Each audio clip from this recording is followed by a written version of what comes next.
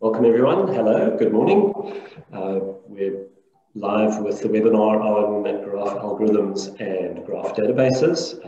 My name's Tristan Berg, data scientist at IOCO, and Reino Goosen, MD of Lockstat, has joined us, mainly because they're the ones doing the exciting stuff with the tech.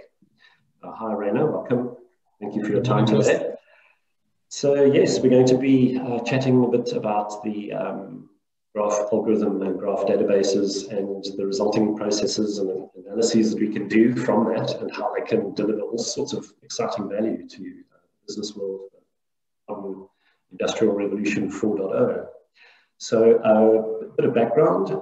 As I said, I'm Tristan. I'm the data scientist at IOCO, and I have worked to some extent with graph databases and graph algorithms.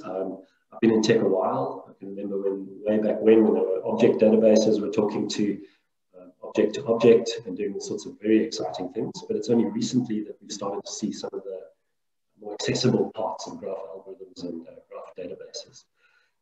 Reino is, as I said, MD of Lockstat. Reino, when you get to your slides, if you don't mind, you can just introduce Lockstat a bit, please, and also give us a bit of background on yourself as well. But sure, I'll hand you over once I've finished a bit of the intro with graph algorithms and databases. So yeah, can we have the next slide, please, Reino? Reino's also driving. I've done that already. Next slide, please. Right, so lots of exciting stuff happening. Great. So welcome to you all, and thank you for registering.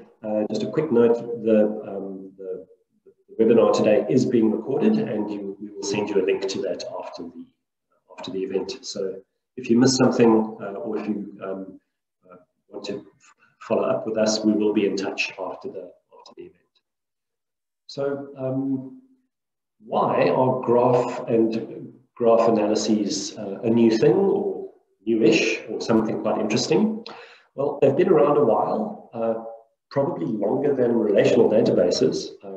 Reino alerted me to the fact that one of the, a mathematician introduced us to graphs and graph algorithms early in the 20th century.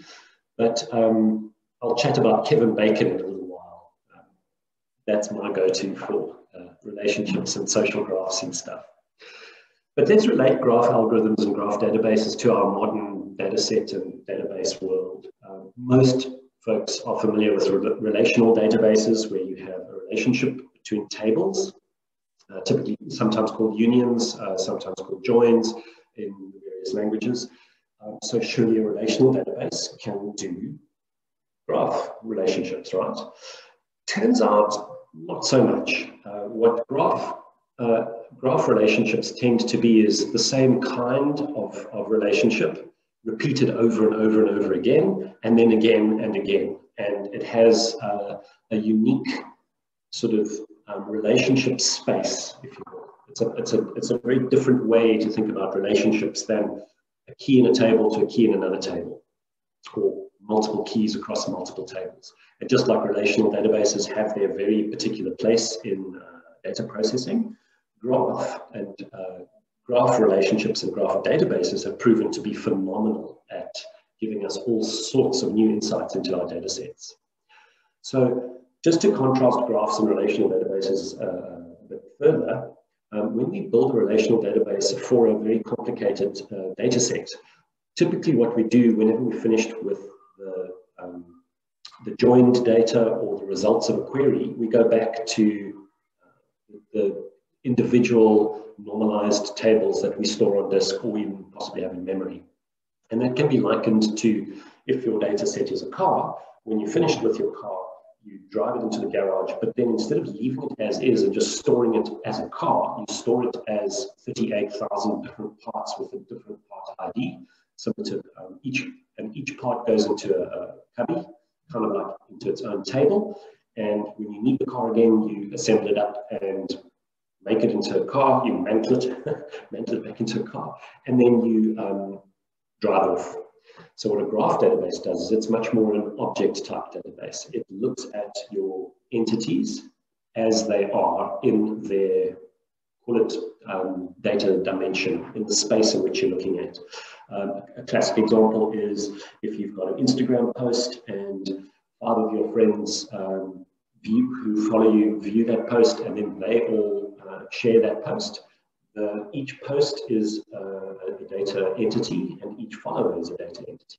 So you get all sorts of relationships propagating out, sort of like waves, if you will. And graph databases handle that much, much better than relational databases.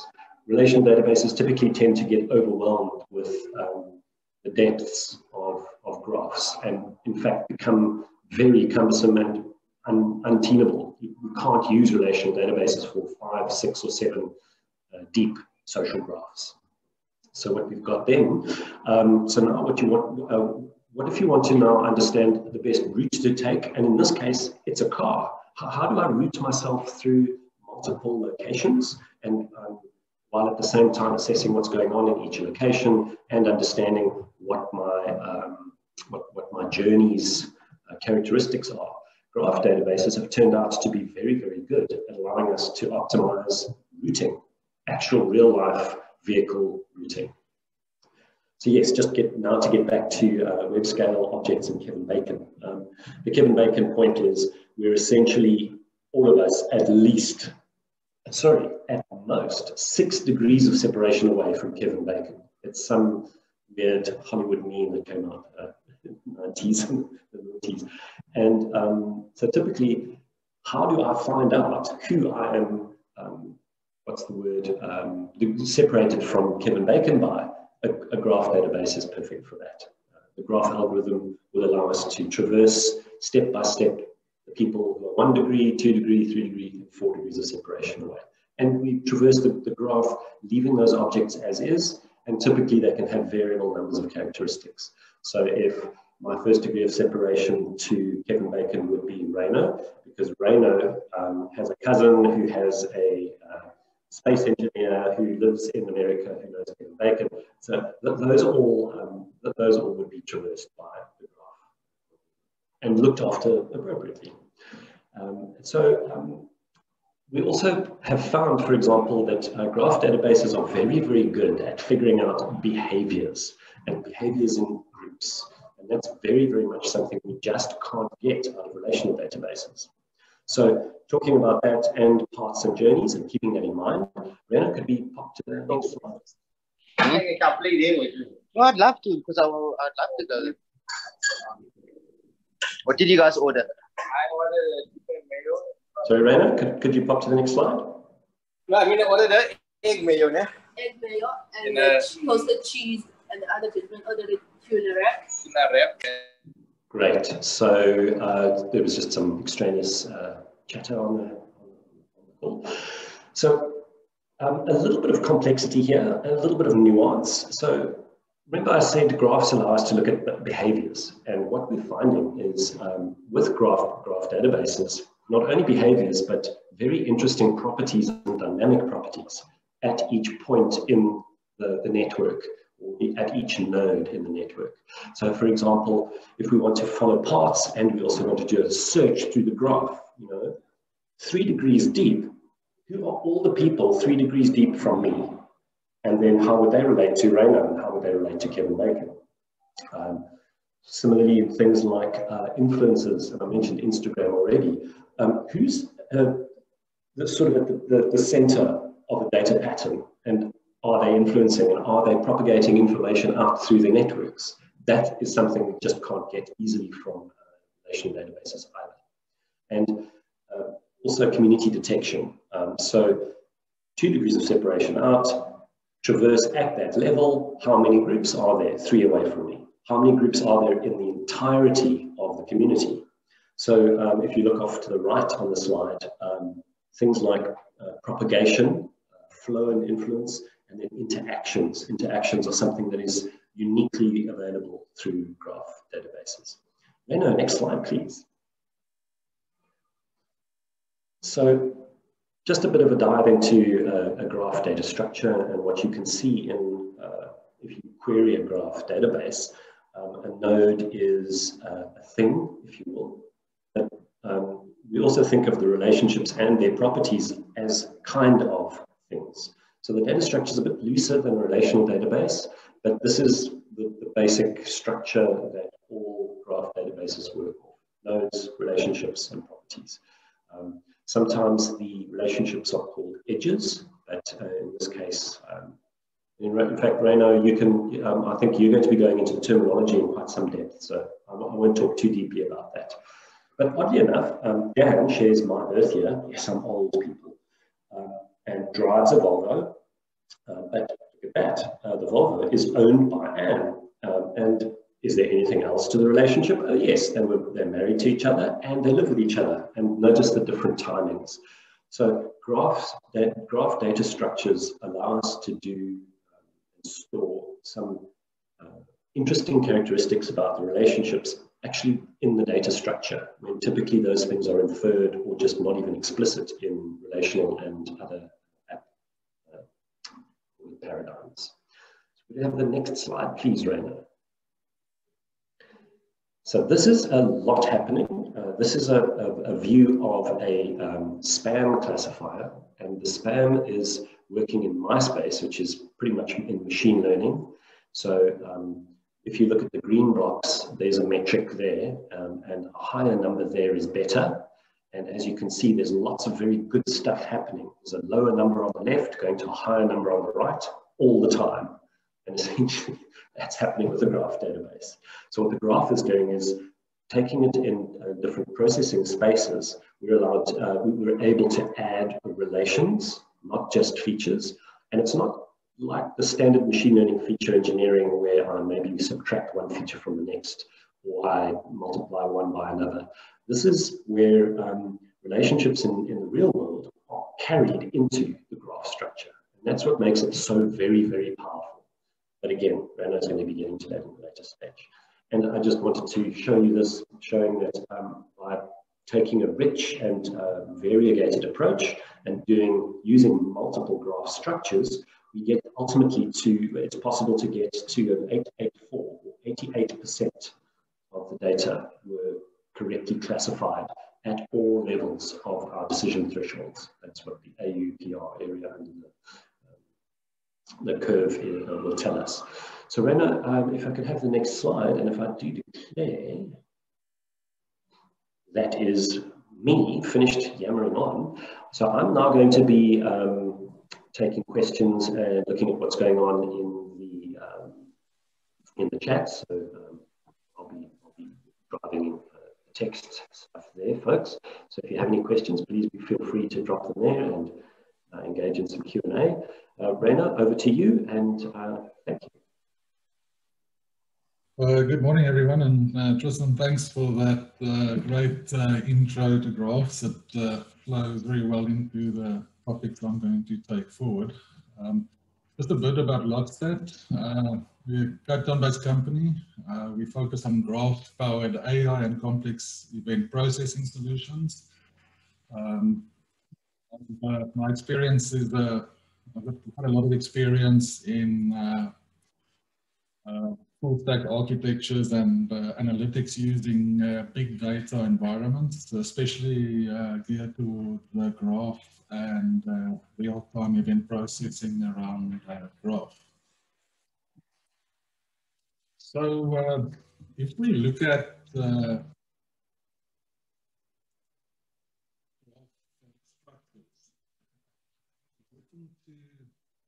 especially what Tristan has said relating to graph algorithms. All graphs relate from a simple equation, B equals BE. And what that means is that a graph is the sum of its vertices and edges. So that vertex is simply put that little dot in a network, and the edge is, of course, the relationship between the two nodes or vertices in your networks. But I think a very important component when you look at graph and running algorithms in graphs is you actually have to look at the type of graphs that you're going to be working with, because the different types relate to the structure of the graph, and then that also has an influence on the algorithmic considerations that you have to take into account when you working with the graph. Also important is that when I'm working with algorithms, an algorithm normally expects some sort of weight to work or interact with. And when you add weights to a graph, obviously it provides a very richer context to infer meaning when you're working with graphs or running algorithms against graphs. So if you look at the different types of graphs, you obviously get a connected graph, and then you have graphs that are disconnected. So I've got quite a few subgraphs that don't connect to elements or other portions of a graph. Then I've got unweighted graphs where I simply have the general graph structure, but I don't have values assigned to, or weightings assigned to the nodes or the edges in that graph. Just next to that, you have a weighted graph, and clearly you can see that I have numerical values or weightings that are attached to the nodes and the actual edges in the graph. And that specifically adds a lot more context and makes a very richer environment to run algorithms around.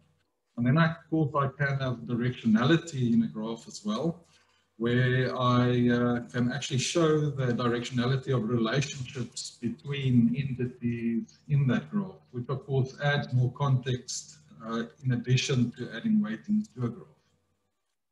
Then I also have something that we refer to as acyclic or cyclical graphs. If you look at the cyclical graph on the right-hand bottom corner, that's typically a situation where you have an endpoint, or where the end start point and the end point somewhere in a graph between those relationships are the same. Now, if I have graphs which are cyclic, I can tend to run into computational problems when I run algorithms. So it's always best to try and look for, or when you engineer a graph, to actually try and create a cyclical graph where you don't necessarily have those types of cycles running in your graphs. Also, quite important is, especially if I'm running path-finding algorithms in a graph, these weightings become important. Now, if you look at that weighted graph at the top, if I look at the shortest path between A to E, in the unweighted graph, my shortest path would be ADE.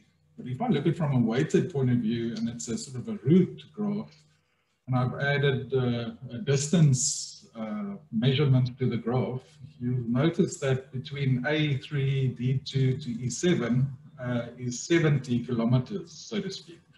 But if I look at the path from A, C, D, E, that's only 50 kilometers. So it clearly shows you how that, by adding weightings to graph, you add a lot more context to that graph when you run algorithms against the graph.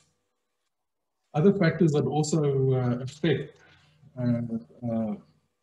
your accuracy or when you run algorithms in a graph is obviously the density of the graph. And you have sparse and dense graphs, and often that can skew your results. So you have to closely look at how you actually structure and model your graphs when you're going to be using graphs in a information environment. Then also, if you look at different types of graphs, you have essentially three different types of graphs from a macro perspective, and Tristan has sort of touched on that, referring to the Kevin Bacon example of 6 degrees of separation, and that generally is what we refer to as small world graphs, and that is normally used in that social networking environment where you have hub and spoke architectures, and you've got individuals who link to each other in a social environment.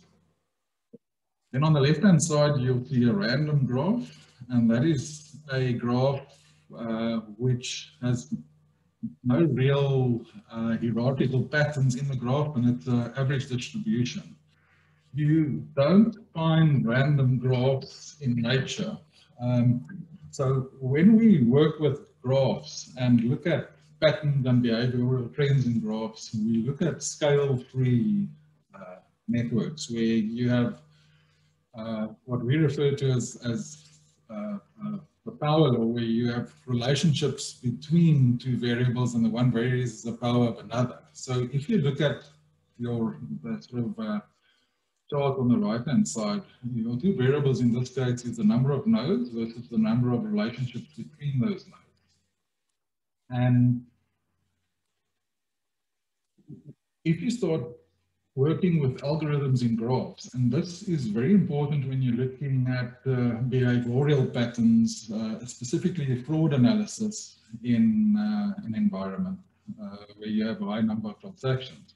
Because if you tend to use statistical models which averages out your data set, you're not really going to pick up those hidden patterns and trends, because you have to focus on the areas which is on the left-hand side of your graph, and that is where most of your scale-free hub-and-spoke type graph operate in, and what we use extensively to run algorithms in. And I think it's, I'll come back to this later when I show you some graphs or graph patterns in fraud environment, is that real-world networks have uneven distribution. And that's a very important element of a graph to take into account when you not only create algorithms, but also create graphs to monitor for patterns and trends in various environments. So let's look at graphs when we want to prevent the fraud. So on this little graph that you're seeing on your screen, I've got Sally. Sally lives somewhere. Sally has a bank account. She's got a card or a credit card or a check card linked to a bank account. And then obviously she's able to transact through a smartphone, some app on a smartphone, and also through a laptop. And she can transact with the merchant world on the outside, running transactions and buying whatever she needs to do. The key thing here is that, in an environment like this, you're dealing with dynamic behavior. So you can't really look at it from a snapshot perspective. You actually have to look at it evolving over time. And this is where graph becomes very powerful, because it allows you to understand the underlying structure and interactions of your data. And that's a very important component in actually understanding what's going on in networks and countering fraud, because it's all about inferring behavior in those transactional environments from your legitimate users and fraudulent users in environments such as this. So if we look at typical card fraud scenarios, you've got Sally on the left-hand side, and she transacts with some merchant on the opposite side of the sort of transactional equation, and that normally goes through a point of sales device. And you then have scenarios where cards are cloned, and then a fraudster basically uses that cloned card and transacts with all and sundry on the internet, and buys and purchases a whole lot of products and services that Sally has never done in her life before, and clears out Sally's bank account. So how do we counter this? And where does graph fit into this picture, and how powerful is graph in countering scenarios like this? So if we look at Sally's transactional behavior, Sally will have certain behavioral patterns that she follows from a purchasing perspective. So as an example, Sally may purchase twice a week just a sort of little small shop at a grocery store. On Tuesday at close to 6, Sally purchased groceries. She did it again on Thursday. On Friday, she purchased a item of clothing via an online shop through a smartphone. And then on Saturday, she also purchased some electronic goods via laptop in electronic store.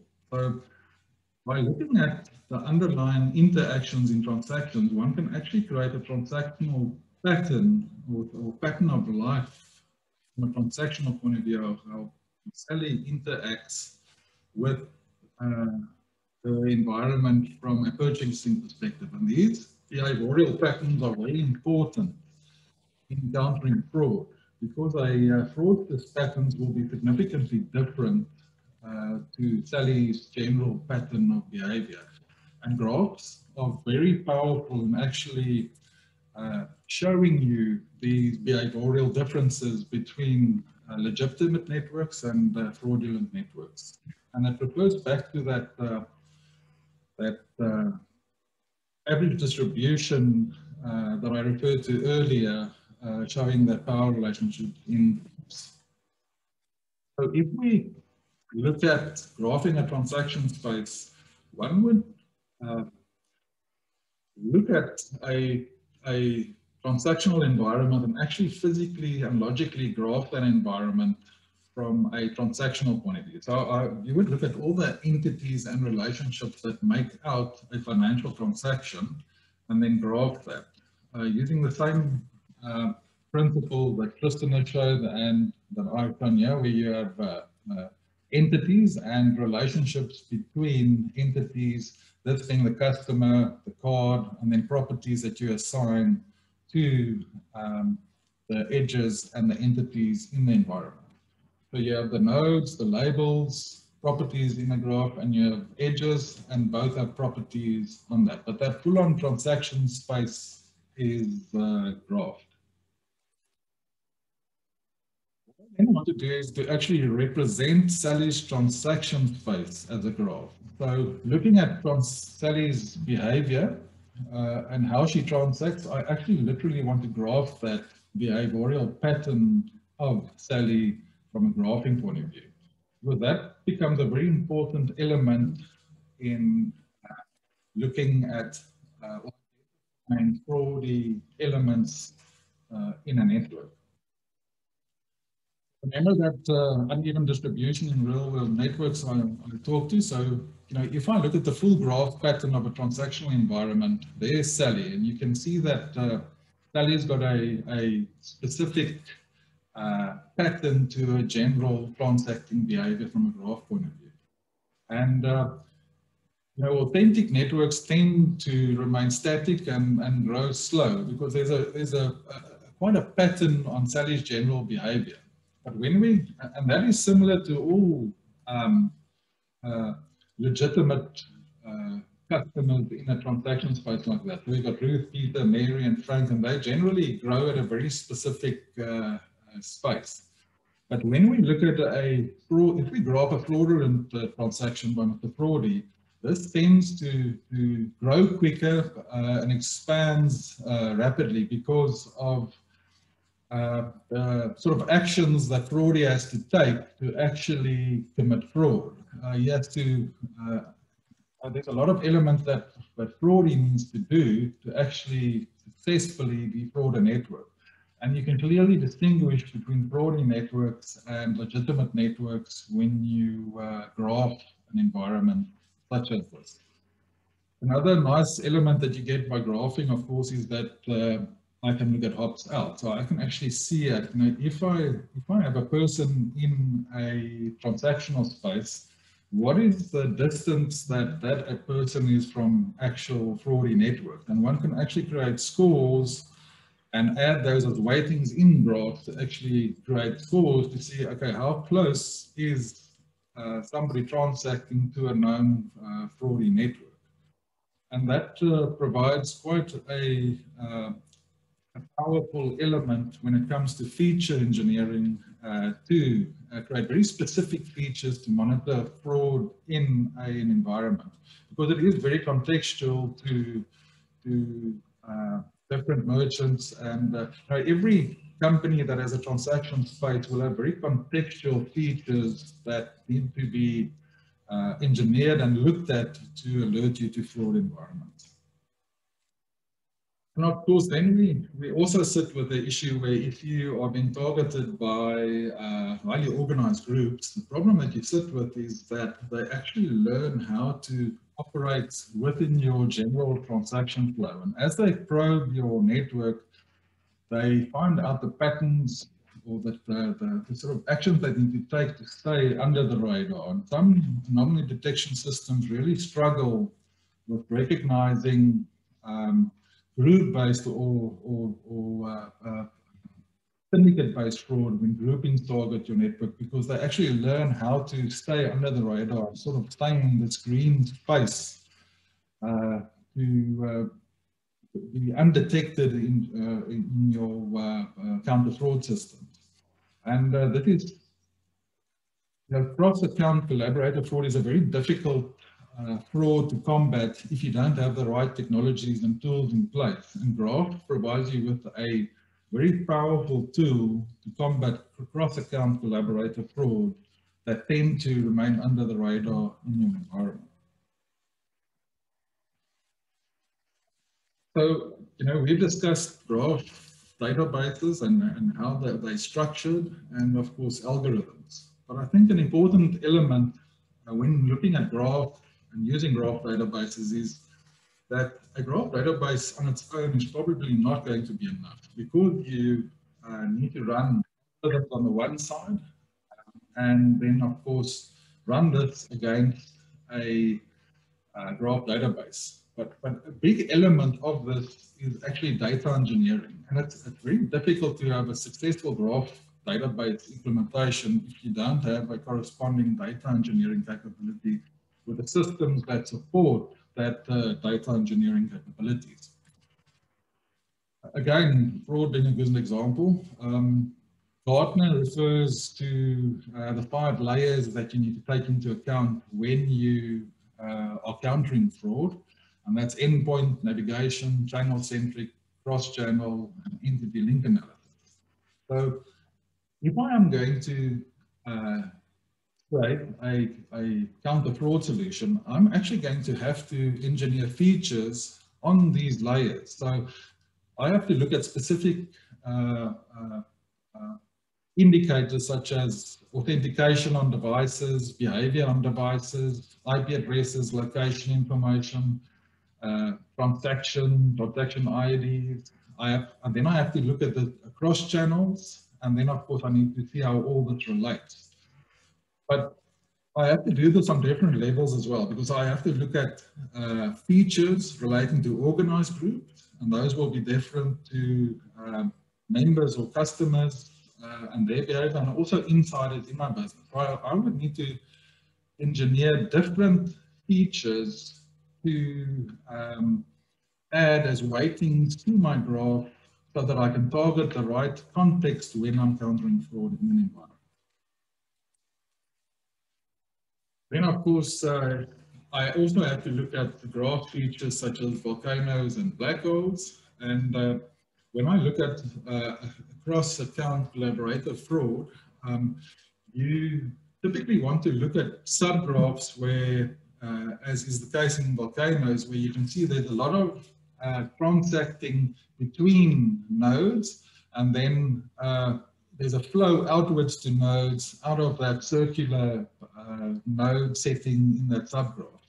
And then we have black holes where you see a lot of transactions flowing into one specific node and not out of it. Using these features are quite important when you want to look at trader manipulation of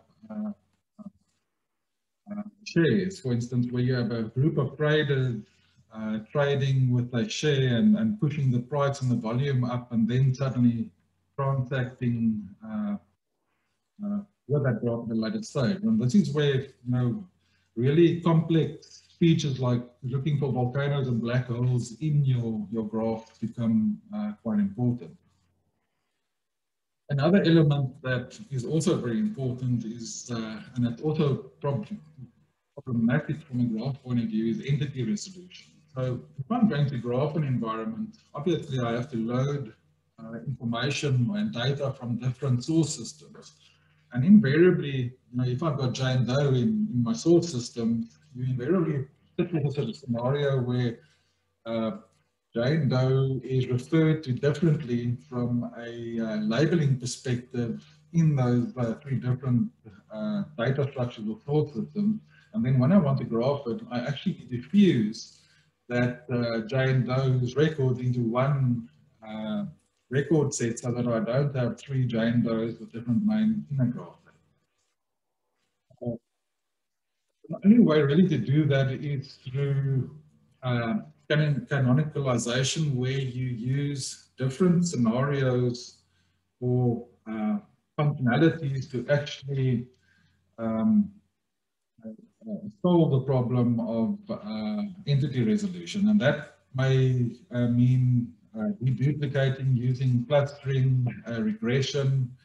You can use machine learning to do it from NLP functions, but it's a lot of data engineering elements that you need to actually apply to get to a point where you have successful entity resolution to use it in graphs.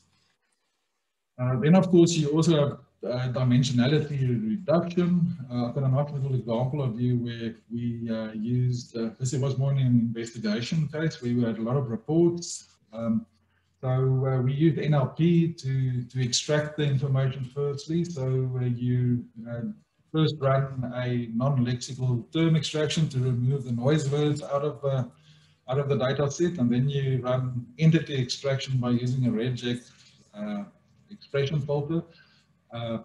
And then, of course, once you've done that, you actually have to do relationship extraction. So if I have entities named in a paragraph, like John drove in his Ferrari at this location, you have to look at the structure of that paragraph and to pull out a relationship between the entities. And then, of course, you have to graph it. And then you can run your algorithms around that to look at closeness between it and centrality. If you look at on the left-hand side, the top network refers to probably about 12,000 terms. At the bottom, we remove the top two terms, and you can see how it totally changed that structure of the graph. And that then also, it's important to take that into account when you run algorithms, because it's going to have an effect on not only the performance, but what type of algorithms you're going to run against the data sets. So, if you're going to look at a graph solution, you need certain stepping stones to actually get to that. And like I said, you're going to have different source systems. You're going to have to pipeline that information in. You're going to have to do a lot of feature engineering, and then formally create a graph model, and then you graph your data and pipeline your data into your graph database. And then you run your analytics, your rules engine against that data. You can run AL or ML models in support of that, and then of course you want to visualize the end result. But it is very difficult to run a graph database on its own without these elements of stepping stones to support you in this whole process of graphing, pushing data into a graph and enriching and engineering that data so it can be optimally used in a graph. So just to give you some examples of the log-state interfaces, importantly, of course, is when we graph information, we also need to handle governance and information issues, make sure that we follow a data fabric approach, provide necessary permissions, and then we have quite a unique solution where we have complex event processing linked to shifts in graph patterns. So if I create quite complex rules that also monitor for those changes or shifts in graph patterns. It provides you with a very powerful way to monitor for fraud in an environment. And the nice thing about this rules engine in Lockstep is that I can, it's written in such a way that business analysts, instead of developers, can write very complex rules to monitor for shifts in graph patterns. At the bottom right-hand side, you see a graph explorer view, and that's quite important in providing solutions for customer 360 views. Because obviously, you know, if you graph a customer's environment, like create a graph model, that graph model will fuse together data points from different thought systems to actually give you that full-on journey from a customer, from when a customer starts to the end point, and it will update it continuously, so that if I click on that customer, I can see all the interaction points that that customer had in that environment. Graph specifically lends itself to giving really good 360 views from a customer perspective. From a interface or client-facing perspective, we've got the top left-hand side is sort of a risk management, high-volume transaction monitoring environment of one of our clients. We've graphed the client's full-on transaction space, and then we obviously set rules or help them set rules using graph algorithms to monitor for risk and potential fraud situations in the transaction space. We monitor probably on average about 50 million transactions for the customer per day, and we also give them an opportunity to explore graphs because you know you need to give customers that perspective where you monitor it on the one side, but also give them the ability to actually explore their graph patterns for patterns and trends that they haven't seen before, and it also helps with investigating fraud. On the right-hand side, you've got a customer analytics type of environment tied to a recommendation engine. Because, of course, one of the nice or powerful solution that Graph provides is that of recommender, or real-time recommenders in this case, because the graph structure just lends itself to recommendations. What's nice is that we can actually link the graph, a rules engine and a recommender together and then run algorithms, for instance, for churn models. So if a customer churns, the rule picks it up, or is about to churn, the rule engine picks it up, and then you recommend a product in real time or a voucher in real time to prevent that customer from churning. So if you want to look at other sort of use cases for graph, one of my favorite use cases is supply chain intelligence. Because if you look at a supply chain across that full value chain, you know, you look at the bill of materials where the products are manufactured first in factories, and it's transported to warehouses, it's distribution points, you have fulfillment centers, e-commerce sites and delivery, you've got retailers, and then the end customer. A supply chain actually is a graph, it's a network, and it lends itself beautifully to graphing. And I think, you know, from a graphing perspective, it's perfectly suited to that supply chain intelligence space. It works very well in compliance spaces where you want to look at HIPAA or master data management, in the sense of looking at, you know, what information do I have on a customer and data around a customer. It could be quite important from a copy perspective, GDPR. And of course, it's used extensively in law enforcement and national security. And it's really powerful in that space because that is generally in an environment where you have to consolidate a lot of disparate data sets together to give you that full picture of a environment that you want to investigate. Worked well for Customer 360, like I said, recommendation engines, it's very powerful. in healthcare and pharma. It's also very powerful, specifically in pharma. So if you graph networks specifically looking at creating new drugs, graph has the ability to show you underlying relationships that you can't really see in other databases. So you have that predictive connectivity that a graph shows you that can lead to the creation of new drugs.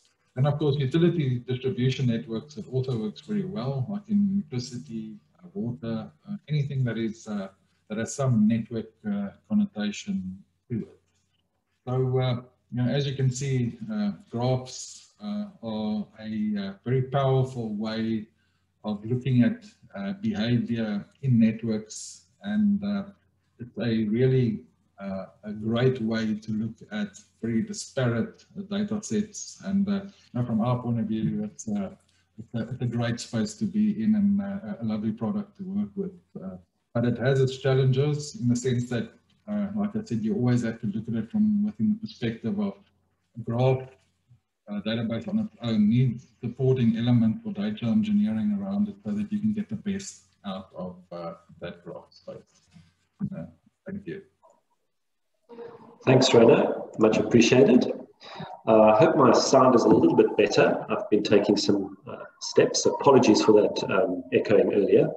Rona, we have a question from Waldeck Herbst. I hope I pronounced that correctly. The question is, given that graph tech has been available for some time, why is it applicable now, and what solutions does Lockstat offer? I think one of the key elements in that question is if you look at graph databases, and we've been working with it for about 10 years now, and if you look at the earlier days, especially when visual analytics came out, when we graph custom environments, because of the computing power available in those days, listen, if we created a graph, it takes us 2 weeks to actually generate that graph so that we can interact and show the customer those patterns. If we look at the computing power or the tools that you have available today to crunch that type of information, what took us 2 weeks 10 years ago now takes us 5 seconds. And I think that's one of the sort of key enablers of bringing graph into the fore, to the extent that Gartner has also now pushed out a lot of information relating to the power of graphs, especially during this COVID period, where graphs were actually instrumental in tracking and tracing and you know, preventing the spread of the pandemic. Graphs played quite a big role in physical networks, and you know, there's nothing better than graphs to use it. From my Lockstat perspective, we look, our 4 sort of main areas is financial services, where we look at real-time business, high volume transaction monitoring, anti-fraud, business 360. We do a lot in retail as well, because you know, especially from a customer 360 perspective, and adding recommendation engines to that. We've started to move into supply chains. Like I said, supply chains are beautifully linked to graph. And then we're also looking at manufacturing, especially with the IoT coming to the fore. And that also lends itself beautifully to you know, graphing, and then also using that real-time capability to monitor for KPI changes. Rona, I'm aware that you're also busy doing some churn analytics for some of your customers. Do you want to unpack that a bit as well? Because that's quite topical at the moment, with especially with the pandemic making people batten down the hatches, and folks are possibly a little bit more cautious with their money. Could you walk us through a bit of that as well? Because that's quite a powerful Lockstat solution. Yeah, I think you know, if you graph an environment for instance risk, once you graph the customer's environment, it's going to include the customers, but you're going to see the flip side of that as well. You're going to see your good customers in there as well.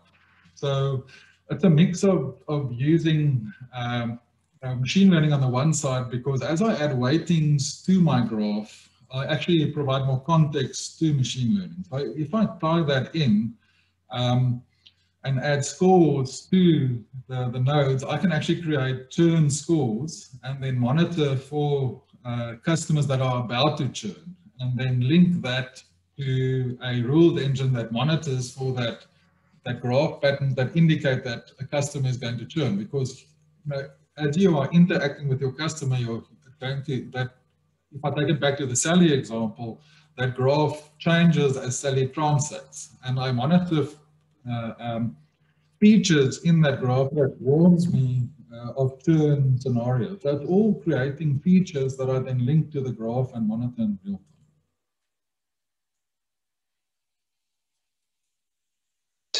Great, thanks, Reno.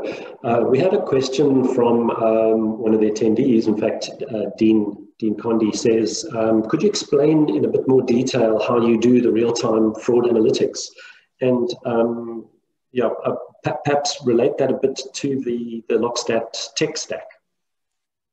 Okay, so if you look at if I look at XYZ company, and let's say they are in the transaction space, what we'll do is we'd actually firstly graph that transaction space, and then we would stream their data through our environment, and in most cases it's quite a number of streams, but these data transactions stream through the rules engine, and at the same time this rules engine is actually monitoring for behavioral shifts in the underlying graph pattern. Once the calculations are run in milliseconds, but it views these shifts in the graph patterns and then alerts in real time if some of these thresholds that indicate fraud are transgressed, and then it sets warnings out for an investigatory team. But at the same time, it can also place messages back into the client environment. For instance, if it meets certain critical thresholds, we can actually close an account in real time. Obviously, you need to be very careful when you're going to be closing customer accounts. You need to make certain that you have a very high precision when you do that, because you don't want to have a customer that crosses because you're closing the accounts too much. So you need a very high level of precision, and Graph just enables you to create that high precision when you are running investigations by systems. Oh, that's great. Thanks, Reno. Just a comment about graphs is that with that very clear visibility of what's going on, when you show folks what the graph looks like, it can really help a human operator in the loop as well to make quick decisions that are very accurate. Yeah. Reno, thank you. I think that's it. We don't have any further questions. So with that, we're going to wind up. Reno, again, thank you very much for your time. And as data scientist here at IOCO, we're absolutely excited to be able to partner with Lockstat and use this incredible technology to deliver these amazing solutions to our clients. Just a couple of wind-up comments. As I said before, we will be sending out a link to the recording after this, because we have your details already from your registration. If you have any further questions, please reach out. We're more than willing to answer your questions. And we hope you enjoyed the session today, and we look forward to having you along for the next IOCO webinar on our technical stack. So with that, we'll be closing up, and cheerio all. Thanks, just from my side. Thanks, Tristan. I always enjoy chat with you. Thanks. Have a nice day. Bye. You're welcome. Thanks, Reno. Cheerio. Yeah.